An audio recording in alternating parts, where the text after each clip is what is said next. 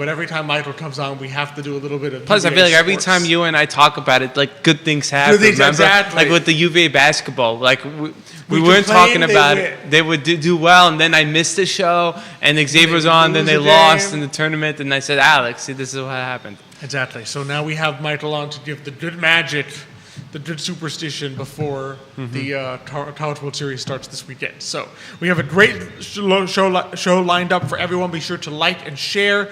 Send us any comments, questions, likes that you may have. We will read all the great stuff on air, and how much you love both the show, Charlottesville Opera, and our guests. So we'll read any of those.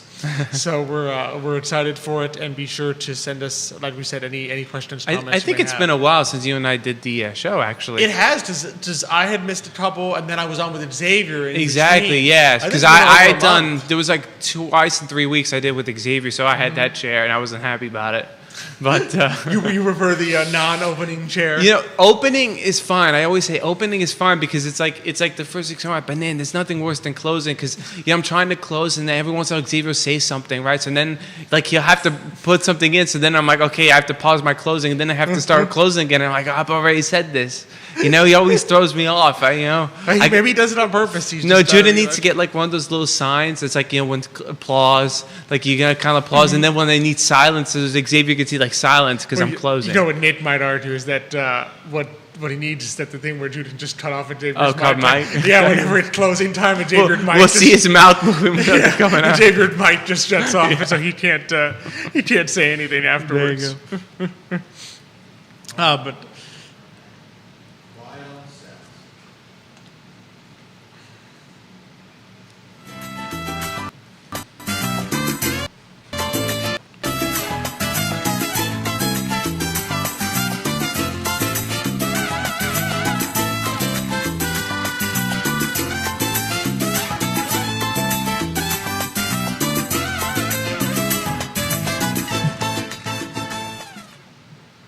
Good morning, everyone, and welcome to Today y Mañana. I'm Alex. This is Michael. We're very excited to have you joining us on a beautiful morning here in Charlottesville, Virginia. It is nice and warm. Summer is fast approaching. Summer is here without being too humid today. No, it wasn't too humid. We had a couple of cool nights, but I was looking at the forecast, and it was like 90, 91, 92. I said, okay, it's here. It's here. It's here. Well, I mean, next week it will officially be summer, yes. Be summer, but in Charlottesville we start early. So no more hot cafe con leche. It's only cold for the only next 3 months. Only iced.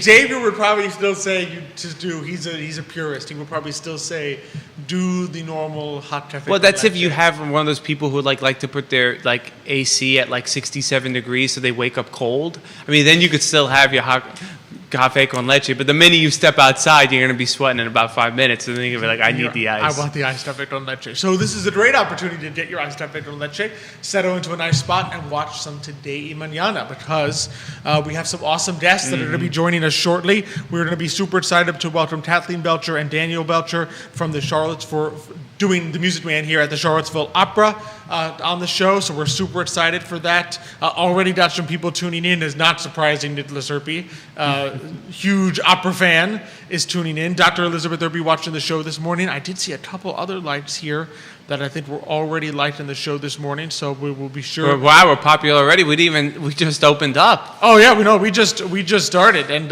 we've already got some people tuning in.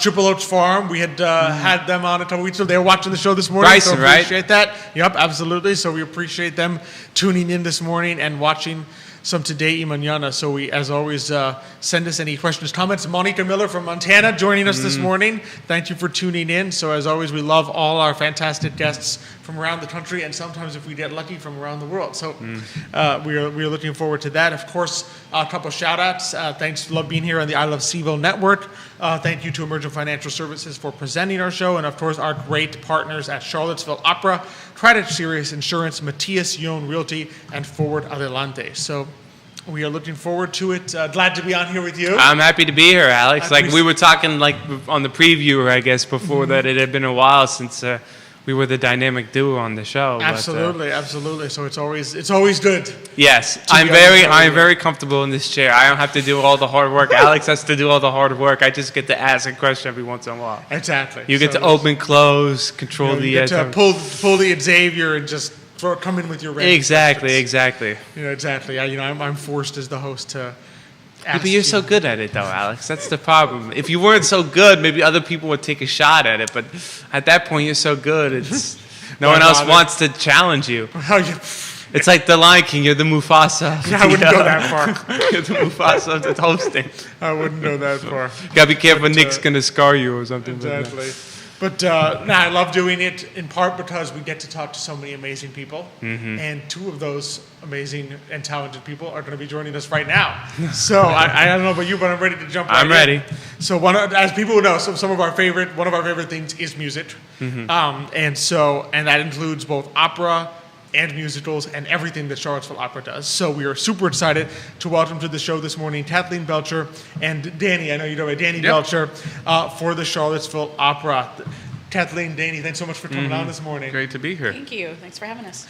So for those who haven't met you yet, because obviously, Kathleen, you're going to be directing such an important role. We interviewed some directors for the director for the musical last year, and it's just so much that goes into it. Huge role for the Music Man. And Danny, you're going to be performing as the main lead in the Music Man, one of the two main leads in the Music Man. So, but for those who haven't met you yet, maybe start by telling us a little bit about yourselves and how you first became interested in performing and also in directing. Great, sure. I'll go first. It's great to be with you guys this morning. Thank you for hosting us, and we're thrilled to be here with Charlottesville Opera these 3 weeks. I actually grew up in St. Joseph, Missouri, and Music Man is really interesting for me because it's the first piece of theater I ever did as a kid.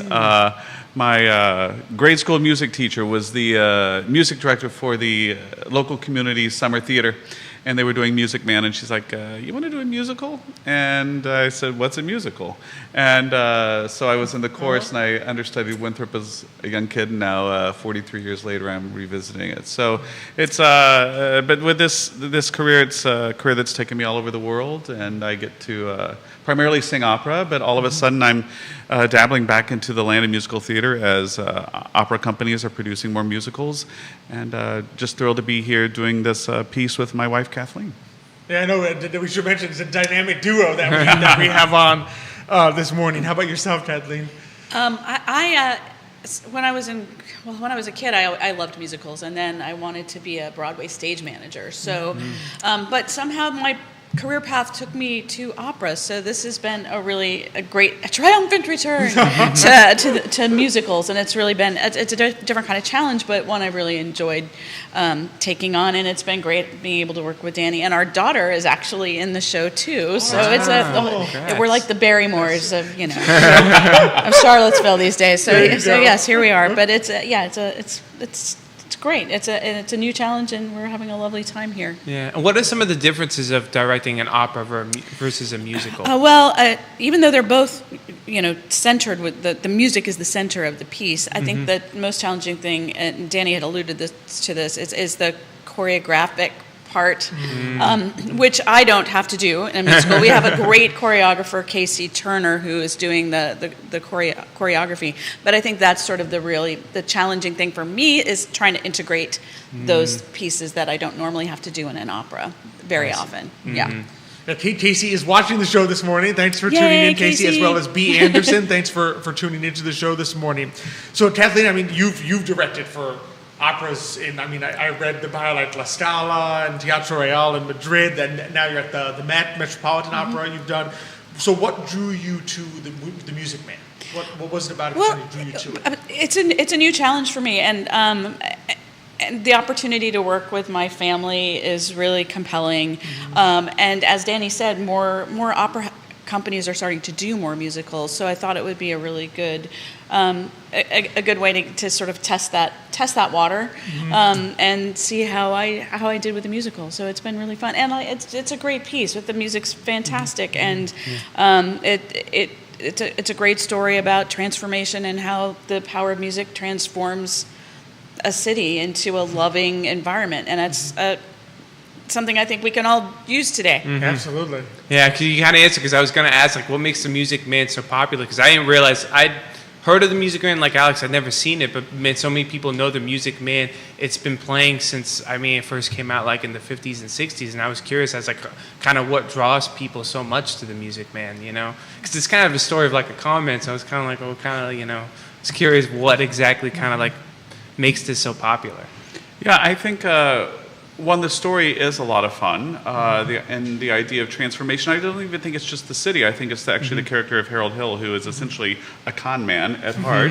All of a sudden, he discovers that humans can be real and not just pawns in a game. And I think his love then for Marion and her brother Winthrop and the whole community becomes very genuine. There are inherent challenges with musicals, particularly for opera singers, that may not, we train slightly differently. For me, being able to, I grew up as a tapper, and I grew up doing musicals, and then kind of abandoned ship on that, and then did opera essentially for 30 years, and then all of a sudden this last year of my life, I've had multiple musicals, Into the Woods, Sound of Music. I'm doing Little Women, the musical, next month in Hawaii. So being able to really revisit this art form is really exciting for me. So when you approach this role, do you kind of look back on past performances? Like, how do you kind of try to say, like, I want to get into this character? Sure, and since it's my first time doing the role, even though, like I said, I was in the piece at the age of 10, but then completely forgot it. And when I started learning it, and there's particularly a number called Trouble, which is Harold's really famous number in the first act. It's essentially a 13-page rap, and you don't think of rap in the 1950s, 1960s, but it's really what it is. And so I think Meredith Willson's writing in some of the ways, the scene on the train, where a lot of it is this spoke-sung nature, was really kind of ahead of its time. It's interesting, we were talking the other day in rehearsal when the year that it premiered, it was up against another small show called West Side Story for Best Musical in the Tonys. And Never heard of that one before. And it beat West Side Story. So at the time, I think it was, maybe West Side Story was a little too adventurous for where we were, but I think Music Man was already starting to lead into that direction. Yeah, how interesting. Yeah, when you think about, because I would imagine that spoke sung thing that method is a challenge in ways that may be different from like a recitative in an opera. Yeah, absolutely. This may be a very bizarre parallel that I'm drawing here. I do a lot of contemporary music, so I get to work with a lot of living composers. And the compositional style now is sometimes you're singing fully, and sometimes you're whispering, sometimes you're screaming, sometimes it's more declamatory, sometimes it's spoken. And so in many ways, it's exactly what Meredith Willson asks of Harold in this. So I'm able to kind of cross-pollinate, shall we say. Yeah, just to take the newer music that you're working with and apply it to something that was written back then, but it works. Yeah, completely works. That's fantastic. So I know one of the exciting things is you mentioned Harold, which is going to be your role. You know, the con man who changes over the course of the story, but obviously his love interest is going to be Marion Peru in the story, and she's going to be performed by Lindsay Ose, whom you've both worked with before. So what's it like working with Lindsay?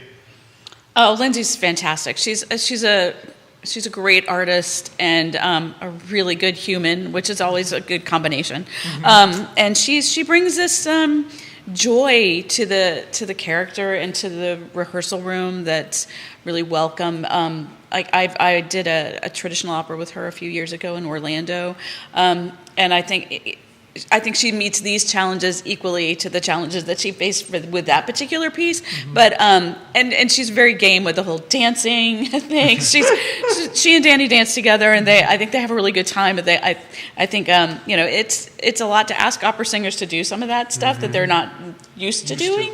But they're both really good at it, and she's great at delivering dialogue, and she's really good with kids. She has to deal with our young actors who are playing Winthrop, and she's particularly good at it, especially she's a new mother, so she's got a 3-month-old baby at home, and she's coming to rehearsal 6 hours a day. So go Lindsay. But yeah, no, she's great, and she's a wonderful Marion. Yeah, it's funny you mentioned the kids because that was kind of like my next question. You have a lot of children in the musical too. Like, how is it like kind of like we're working with all the local kids and everything? It's great. They've been really good. They're really well prepared. They're very excited, very excited to be there, and they bring a lot of energy to the room, which is good. And I think they're having a good time and maybe learning something too.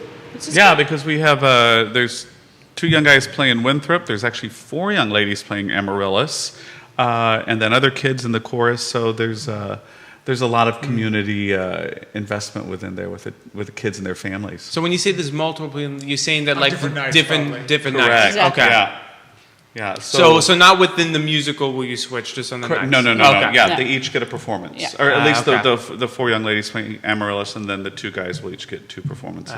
Okay. Yeah, the kids are really fun. I made some reference to maybe being a Taylor Swift fan one day, and they made me these great friendship bracelets. So it's been fun having them around. I was just asking because we had gone to the Nutcracker this year, and it was kind of funny seeing the kids when they kind of perform because they're kind of like following the directions, but every once in a while they were very small. But They had some really small yeah, ones. like 6 or 7. But then suddenly they were kind of like got a little lost. You could see the people on the side, like you got to come this way. So it was kind of like cute because it was kind of like it was a moment where it's like it was kind of outside, obviously the performance, but you're like, oh, look at the little kids getting lost. I think most people kind of crack up at that. So Just you have a balance here because obviously the part of the premise is that Harold is there to supposedly set up a boy band, and so you've got obviously a couple main characters who are kids, but then you have like a little choir band, and I'm just interested as a director, is there like a balance between like the spontaneity the children bring, but also like keeping them somewhat? Yeah, you have to sort of, it's a lot like herding kittens. You have to sort of, manage them into the box, but and get them to do what you want them to do without being, dictatorial, right? So and to not squash the creativity. So it's trying to like channel the creativity and harness it in a way that is beneficial to the show. But they really have brought a really high level of professionalism to the process, and they come in prepared and eager and curious every day. So it's us adults can learn a lot from them, actually. Yep. Absolutely. So what are some of the things that for audience members who maybe haven't seen The Music Man or haven't seen it in a long time, maybe they watched the movie growing up but really haven't returned to it, what are some of the things that each of you is most excited about, or things people will really enjoy from this upcoming performance? Well, I mean, I think the quality of singing and acting is particularly good. Our barbershop quartet, I think, is super high level. I think nothing against you, Danny. You're doing a great job. But I mean, I've always loved the barbershop music in this show. Even when I was a kid and watched the movie, I was always really drawn to those numbers. And I think they're really fun. And I think the guys do a really great job with it.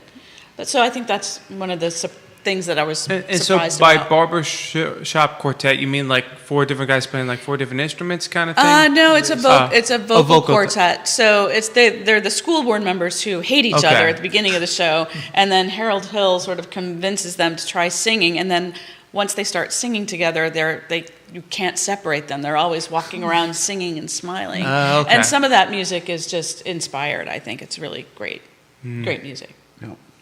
How about yourself, Danny?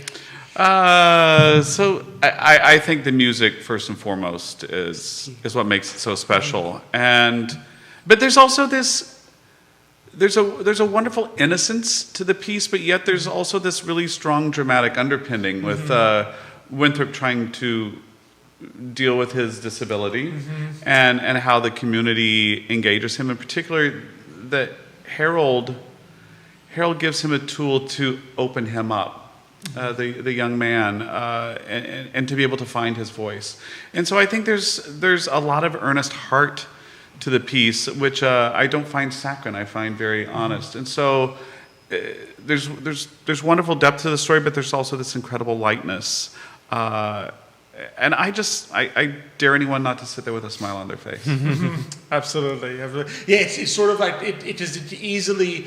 I mean, we've seen enough where you can easily devolve Tom Mann finds his way piece into something just too comical or not realistic. But I think the beauty of this one is that there are these side stories with Winthrop with the relationship, obviously, with him and his older sister, right, and so forth, that kind of add a level of, like you said, real depth, that there are actual real changes happening to everyone that's making not just maybe Harold, potentially, I don't want to spoil it, a better person, but the town a better place. Despite the fact that you would think, wait, if you introduced a con man to a town, things get worse. But in this particular, but how it that things evolve, that's not necessarily the case, because even someone like Harold can have good qualities that he brings out in others. Absolutely. Absolutely.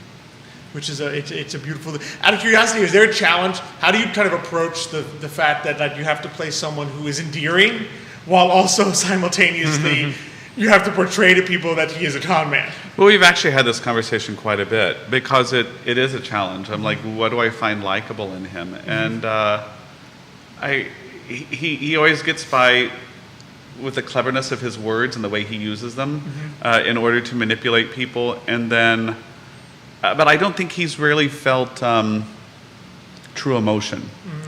And I think the vulnerability of this job of going to this town and trying to start a band, even though he has no idea what he's doing musically, it changes him too. And I don't think he goes into this thinking ever that he could change.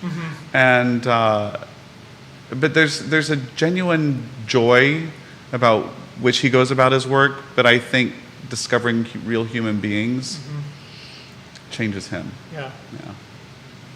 How do you approach trying to demonstrate that kind of change in a character, like on the stage? Because I'm like kind of thinking about like the most famous character change you can always think of to me is like Scrooge, right? But that's like an easier one to kind of demonstrate, so because sort of like he's like mean and nasty like in the first half, and then by the three goes he's like happy-go-lucky. So you already people can see, oh, okay, like Scrooge has changed. But how do you kind of show that change on stage? At the end of the day, all I have are really the words that they've given me. I always say, when as a performer, I can research all I want, but all at the end of the day I have are those words. And I think Meredith Willson's book, he did the book, the lyrics, the music, he wrote the whole thing. I think enables him to, all the information's there on the page. So I think he's the last one to be transformed.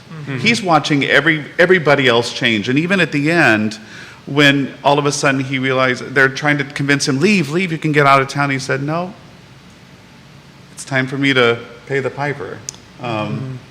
Because I think he's fallen in love, and I don't think it was something he ever set out to find. So I think it's all inherently there. And there's the double reprise with 76 trombones and Goodnight My Someone, where the two of them sing together, and you all of a sudden realize it's the same song. That they've been singing the same tune, but not together. And then at that point, so I think the music helps sell that transformation. Yeah, because the theme of 76 trombones is exactly the same, but it's written differently as the love melody. Oh my goodness. So it's the same language, but it's always been approached differently. Then all of a sudden they merge.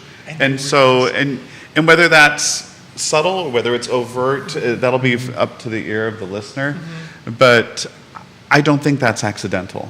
Yes. And then there was very, very deliberate choice on Meredith Willson that they speak the same language, they just speak it differently, and how they can change each other, the two of them. Oh, that's amazing. I hadn't realized that, but almost like the music itself is telling you something in the story, Always. the tune, even beyond the words. I mean, the words are there, but you take away the words, and the very notes are kind of telling you something about the story and where it's going.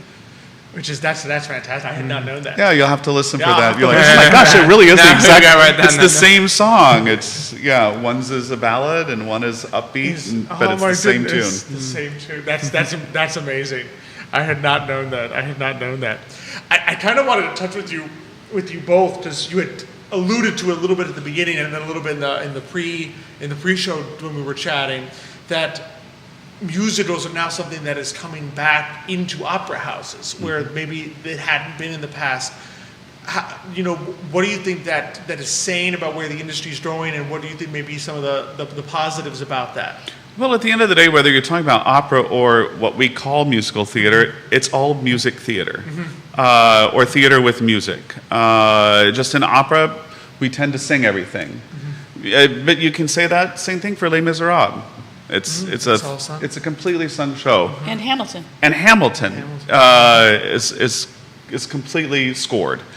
So it's not that bizarre of an idea to connect the two worlds, and particularly that we have this incredible wealth, particularly of American musical theater. Opera companies are starting to explore what is it if we have completely operatically trained voices. How will this sound? What if we take? I just did a Sound of Music at Houston Grand Opera, and we had an orchestra of 50 playing it, which you don't get in if you go to New York. You're never going to get an orchestra that size. We have a 30-piece orchestra here, so a full orchestra for this score.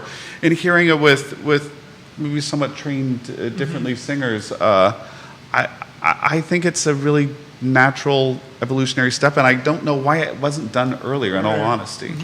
Yeah, and musicals are our folk music, right? So Yes. it's just like the older Baroque operas would have been popular music for that time. It's like you said, it's a natural transition. Now, do I want to hear opera singers singing Hamilton? Maybe not.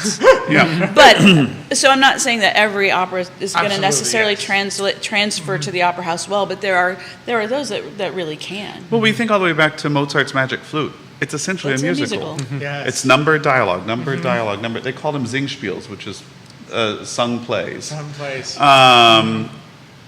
Operettas the same way. When Charlottesville did Merry Widow a few years ago, it's a musical. It's a song essentially and dialogue, song and dialogue. So it's actually not that far of a reach. But for some reason, for I think a period of time, opera houses are like, we have so much operatic repertoire we want to produce. Why don't we leave the musicals to the other?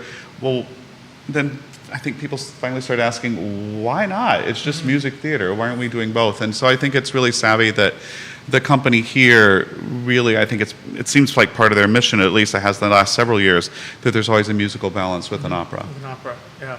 It's like you said, I think sometimes we have a tendency to try to put things in boxes as opposed to seeing them as a continuum. And it's like, well, the continuum, I mean, like you said, you've got your musicals and your operas, every Wagner, I mean, they never stop singing.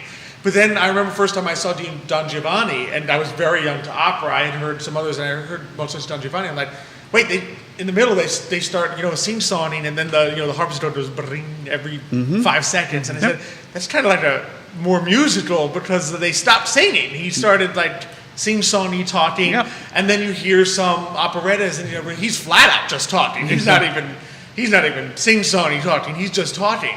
And so you realize, well, there is this beautiful continuum there, and anything that can bring people who maybe still young people may think of opera as being this box, and to say, well, no, there's a journey that may lead you to a place where you can really appreciate maybe a completely sung, a completely scored opera, but you got there slowly. You started with musicals that maybe were a little more folksy, you got in touch with, and then maybe you went to go hear something that has recitatives and arias, and then finally, I mean, if you can dedicate the 6 hours, you get to Wagner.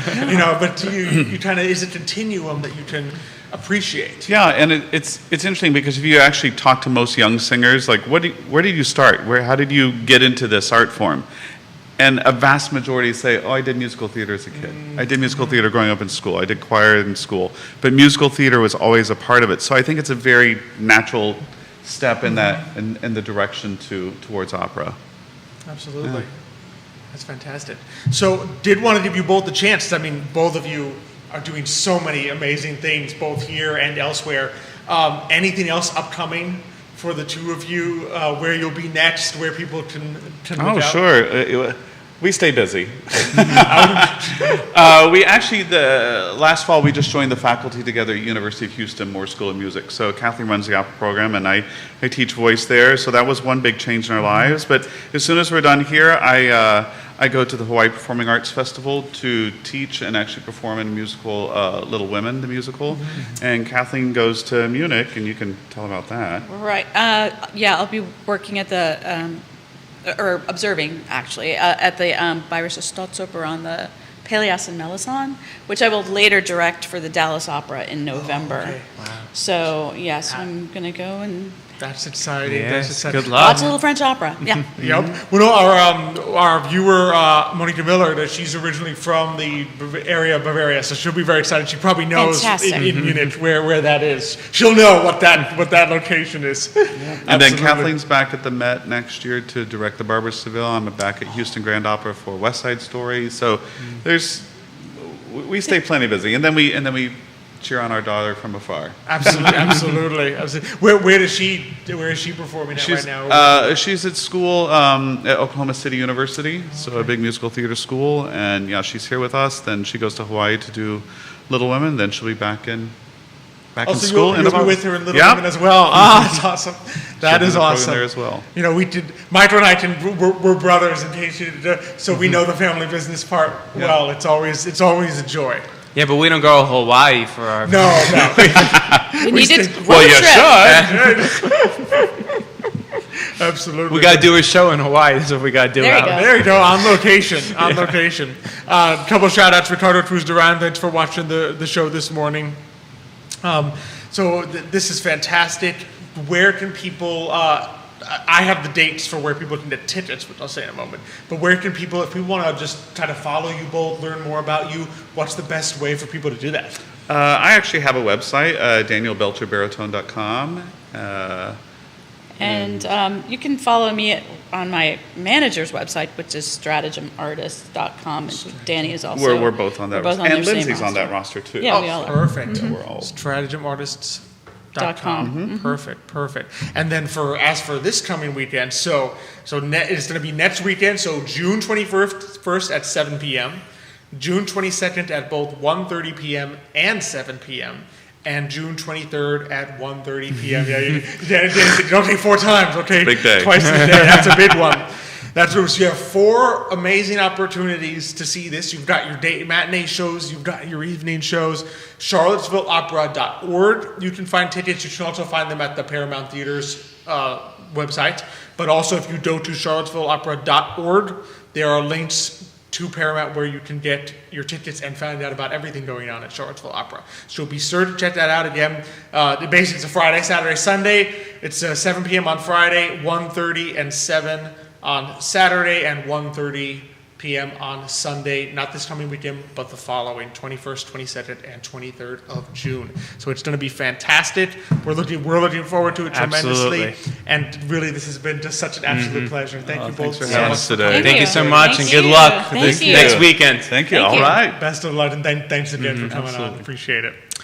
So as we go ahead and rotate out here, I think Nick was trying to give me a reference, and I don't know if he's given me a name or if he's giving me some kind of waltz from something, but I figure he'll explain it in a second there. So he knows more about opera than I do, Yeah, but it's fantastic. What a Looking forward to it. Absolutely, It's absolutely. probably going to be a bomb that weekend. it's going to be a huge success. Oh yeah, see, Linda Volsa is one of the viewers watching our show this morning. Oh, so okay. thank you so much. It's such a beautiful sounding name. I thought it was like the name of a song. So, see, Linda, thanks for tuning in this morning. We appreciate it. Yeah, no, always a joy to just talk to the amazing artists that work with Charlottesville Opera, and Yes. Kathleen, Danny, definitely some of them. So we appreciate that. Yeah, it's gonna what a weekend for them. I mean, know, wow, a there's lot 2 of work. shows in one day. 2 shows in Wow, a I day, 4 in a can't- weekend. Yeah, I can't even fathom that. The work that goes in. They Yes. work Well- hard. I mean, Nick has been to some of the Yes. the dress rehearsals, right? And Yeah. he says sometimes you go to these performances and you just see the talent on display, right? And you forget the work that goes in it, not just from the performer side, from Danny practicing, right? But also the scenes. the director behind the scenes. Well, think about it. They have to do like costume changes probably at some point too, whatever setting One, changes. and Nick was telling me last year for when he went to the dress rehearsal for Tyson Tulls, just even the dress rehearsals, the one before the final performance, the director cut in and move that. Let's move this. That street lamp needs to be in a different place. We got to do this part a little faster. You have to move here. There's just seems so many Yes. things that need to come together. And I would imagine the challenge, a little bit extra challenge for Kathleen this time. And you have a little group of children. You have this boy band Yeah. that super professional. You know they're going to be great. But like you said, you want to capture like you said with your reference to the ballet, you want to capture a little bit of that spontaneity. Of You kids. do, but don't you wanna also need to stifle them. control it, though. Exactly, I mean, you at have the to same time, control it. you're in a professional play. You don't necessarily want the kids kind of wandering Yeah, you don't off. want them and- just walking around the stage. You know, because like it happened a little bit in the Nutcracker Ballet, but because it was sort of like a lighthearted family thing, everyone laughed. You didn't mind. But in the play, you have to kind of reel it in, and we know how little kids can be. It's like Yeah, exactly. it can be tough. Yeah, ruin it in without, like Kathleen said, without stifling their creativity. Yeah, so they're not like this, Yeah, you know, you don't little want to toy be stiff soldiers, little yeah. mini people. You know, you want them to be kids, but in a different way. So, but it's going to be really awesome.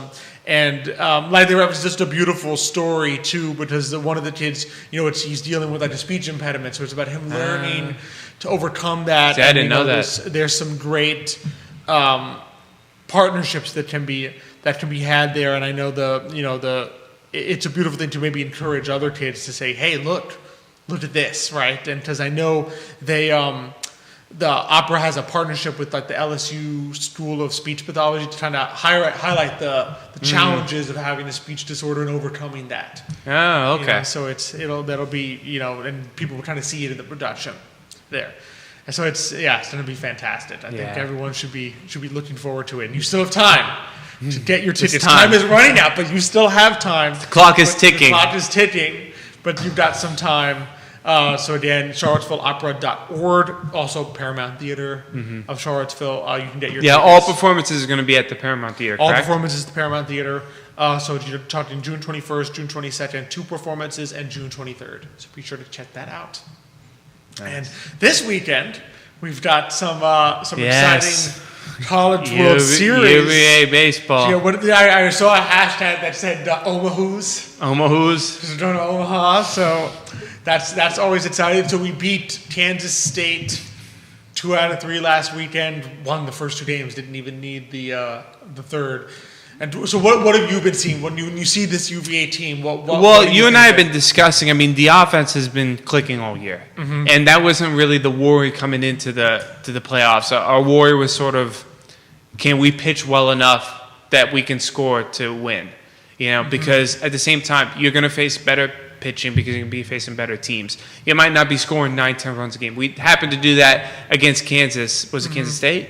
Kansas State. Yes, we happened to do that against Kansas State, but going forward, you can't rely on, we'll just score 8 to 10 runs, doesn't matter what our pitching does. You may be held to 4, 5, 6 runs, which means you need your pitching to pitch well, which happened. And we were really pleased. I mean, we won a game either in the regionals or against Kansas, like 4-2 or something like that, if I remember. And I was like, you were shocked. It was like, you were winning 4-2. Close Mississippi State game in the regionals. You know, and there was one of those games, like you said, where we were, we kind of pulled away like in the 9th inning, but we were only up like 4-3 or something. Yeah, exactly. You know, so we won basically. First game we won in extra innings against Mississippi State. Second game, we pulled away in the 9th, but up until that 9th inning, it was close. Yeah.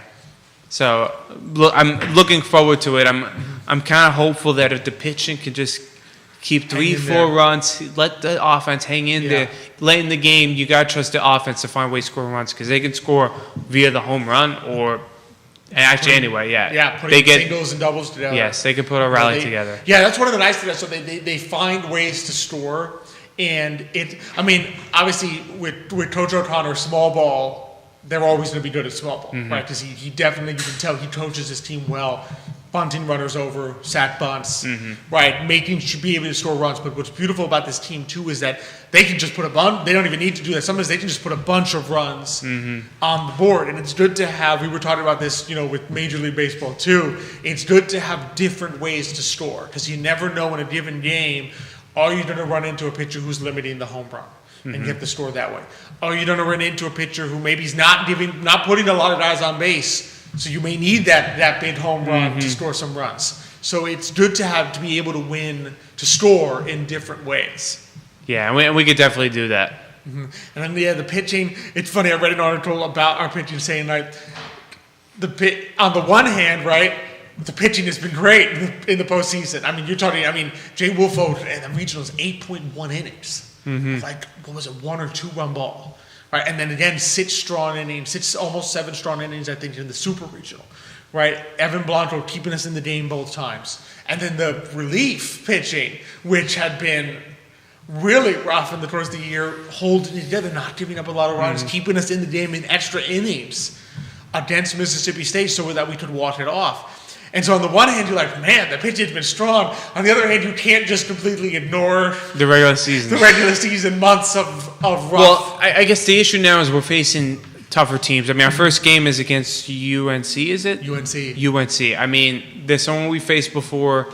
They had 2 games where they hit us pretty well. I think we won the series We won 2 out of 3. 3. But they had 2 games where they hit us pretty well. Yeah, I mean, the key for UVA is you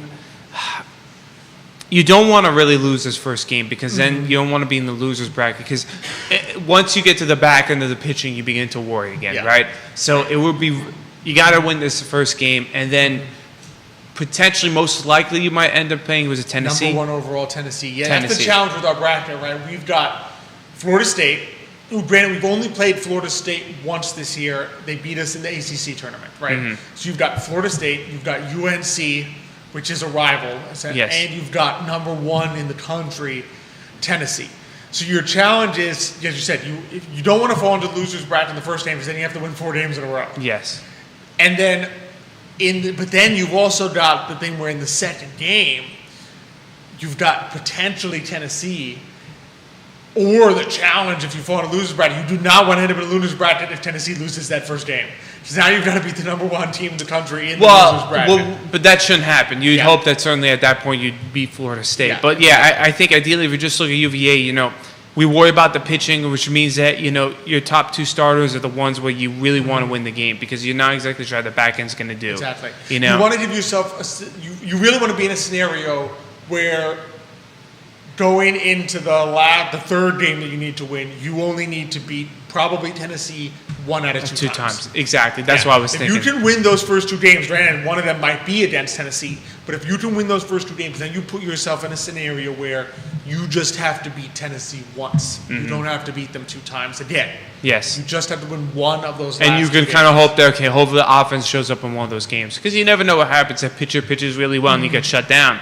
Now you kind of look at saying, okay, now it's a do or die game. Exactly. You really want to at least give your offense a chance to kind of show up because they've been winning for this team all year. Exactly. Well, the nice thing is that, like we said, the offense is good enough that you feel like you do not need your pitchers to come in there and give up, 1 or 2 runs. We could win games where we give up 3-4 runs. Oh, yeah. The thing is, we can't get blown out so big early that you put ourselves in a hole. So always I remember that the tricky part playing in Omaha is that the stadium's a little bigger, big. right? Now, but the good thing for us is, we hit a lot of home runs, but like you said, you look at top on line, if it's like 1 through 8, we're batting well over 300.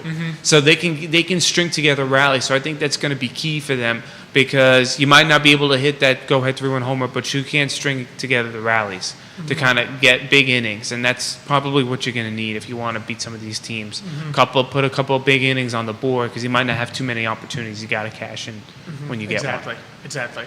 So that's the team. I mean, the one thing I will say that is a little bit in our favor is Dishoom Park also has a very deep center field, and we've hit some homers there. So, all right, Omaha's big everywhere, but we do have a deep center field that's over like 400. It looks there's a 4. So The deep part, but it may even be like 410, 415. So there's a deep part of the park, and I've seen some homers we've hit there. So we can hit some deep long balls if we need be. We're not a team that'll die at the warning track every time. But like you said, we can score in different ways. Yeah, and they got confidence, the team. So I think even down late in the game, I think they feel like they can come back and win it. So that's key. And again, we've talked about this. The pitching, you got to keep it close. At least keep it within 2 runs. Exactly. 3 becomes a little difficult, but definitely at least within 2 runs, the offense can come back, even in 8th, 9th inning. Especially when we get into the bullpens. Yes. Some of these teams. I mean, we got some runs even against some potentially MLB caliber arms, and so you keep us in deep, we will break through if you give us a chance. Yeah. I mean, you and I talked about this. I remember hearing John Smoltz on like a thing, and he was saying the thing about when you're using a starter versus bullpen, if you have a starter who's going deep, if he's on that day and he continues to pitch, it becomes hard for that offense to hit him. When you suddenly have to use 2 or 3 relievers, 2 of them might be on that day, but now you get into that chance that one of those relievers isn't on. He walks a couple guys, he's falling behind. That's your opportunity to kind of like grab the game by the throat, because you could get a couple big hits, you get 2 runs on the board. Now they got to take him out and bring someone else in. And now that guy's coming in with runs on base, which is very different. Exactly. It's a stressful clean inning. situation, and that's when you could really kind of pound on them. And that's why it's key to really try to get to the bullpen if you Exactly. can. And we've shown the ability to do that. I mean, we scored a bunch of runs late against Kansas State, and Yes. we scored I'm pretty sure we scored 5-6 runs in that 9th inning against Mississippi State. Well, that's how we kind of really won those games. It really was kind of like, we did a good job against the Stars, but once we got to the bullpen, that's when we mashed. And put the game out Put of the reach. game out of reach, yeah. Which is what you want. You make especially Alex, this year, we don't. You make Alex save a couple of hairs because he gets less stressed.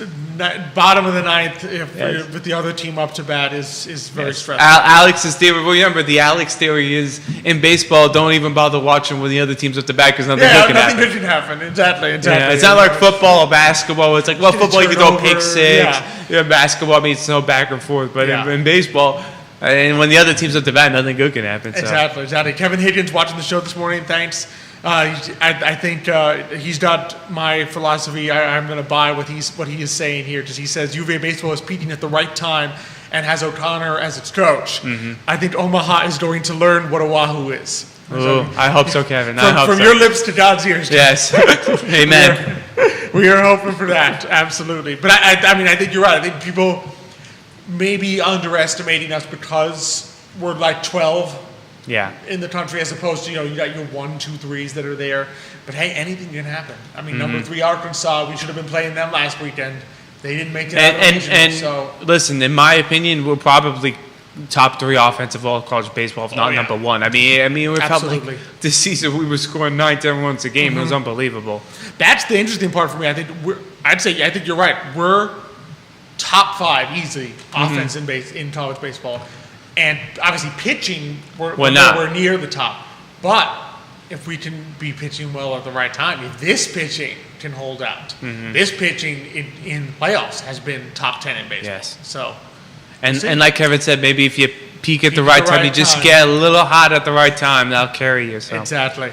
keep our fingers crossed. Keeping the fingers crossed. And again, we have a good coach too, which always helps. He's a coach that And when's the first game?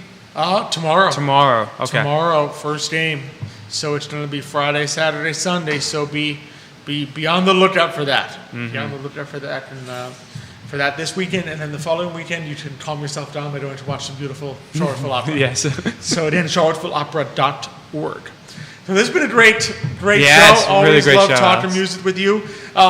So many great viewers. Really appreciate today. Max Cook, thanks for watching the show this morning. Vanessa Parko, thanks for tuning in this morning. All our fantastic viewers, we appreciate all of you for tuning in and sending us your comments. So really appreciate the great Absolutely. viewership that we have. Appreciate Judah behind the camera making us all look good. Appreciate the I Love Seville Network, Emergent Financial Services, Charlottesville Opera, Credit Serious Insurance, Matthias Young Realty. Thank you for being with me. Thank you for having me, Alex. Always a joy. So I don't know if it actually should probably be Xavier and Might be Who Xavier. knows? We'll see. We'll find out, and Yes. he will find out. It's one of the beauties of today in Manana. You never know who's going to be on. Exactly. I'm just gonna hope I'm not in that chair next week, but that's okay. We'll find out. We'll find out. We'll find out. But we look forward to seeing you all next week. But until that time, as we like to close it out on the show, hasta mañana.